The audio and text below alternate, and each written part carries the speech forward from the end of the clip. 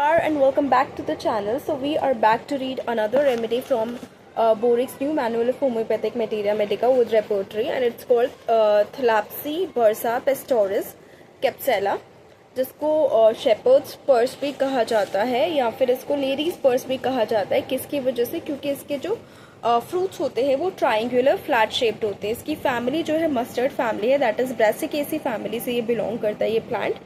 और ये बहुत ही अच्छी रेमेडी है काफ़ी चीज़ों के लिए. लेकिन फिर से एक disclaimer, please do not self prescribe as it can be dangerous for you. तो शुरू करते हैं क्या दिया हुआ है बोरिक में इसके बारे में. बेसिकली ये एक anti haemorrhagic and anti uric acid remedy है. एंटी हेमरेजिक यानी हेमरेज कहीं हो रहा हो तो ये एक हीमोस्टैटिक एजेंट की तरह काम करती है. इट्स हेल्प्स टू स्टॉप और प्रिवेंट ब्लीडिंग. उसके बाद एंटी यूरिक एसिड यानी लिमिट करती है amount of uric acid that your body makes.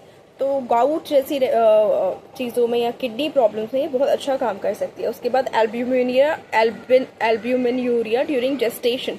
Pregnancy के वक्त जो किडनीज की प्रॉब्लम होती है जैसे कि protein urea, presence of excessive albumin which is a protein in the urine.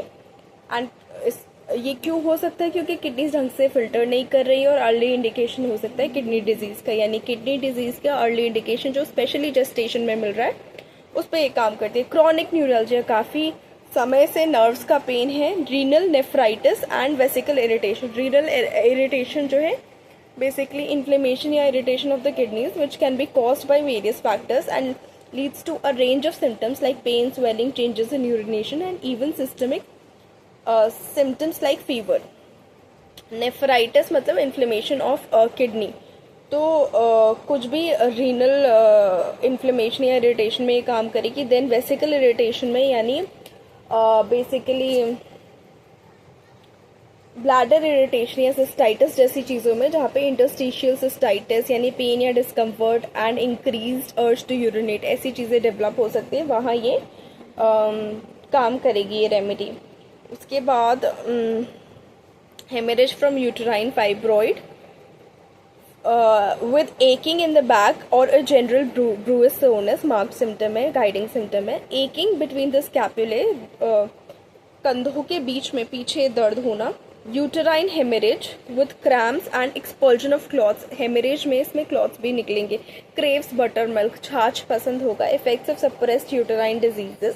Brunette ने ऐसा कहा था, बर्नेट ने ऐसा कहा था कि ऐसे कोई भी यूट्राइन डिजीज़ या डिजीज़ जो सप्रेस हो गई हैं यानी उनके सिम्टम अभी अपीयर नहीं हो रहे but the disease still there. ऐसा नहीं हो सकता है अभी कोई दवाई खा ली हो जिसकी वजह सिम्टम ना हो रहे हो या फिर वो किसी और फॉर्म में मैनिफेस्ट हो रहे हो और पहले उसमें यूट्राइन डिजीज़ थी, तो वहाँ पे ये अच्छा काम करती है. हेड में आइज एंड फेस पफी.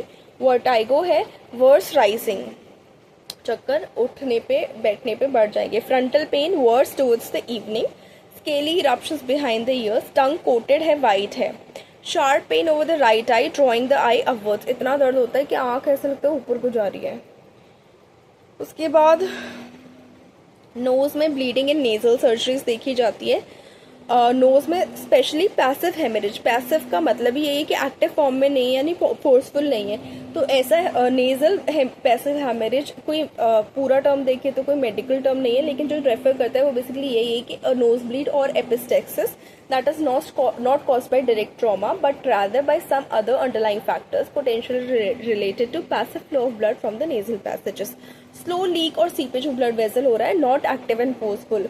जैसे बहुत सारे केस में पोस्टीरियर नेजल ब्लीड हो सकता है मेडिसिन की वजह से. ड्राई नेजल पैसेजेस या अपने आप कोई जो है वहाँ पे ब्लड वेसल बर्स्ट होकर लीक कर रही है, तो उस केस में धीरे धीरे जहाँ खून का रिसाव हो रहा है वहाँ दे सकते हैं. फ्रीक्वेंट एपिस्टेक्सिस, नोज ब्लीड बार बार हो रही है. Mouth and lips are cracked. Urinary में frequent desired urine heavy phosphatic.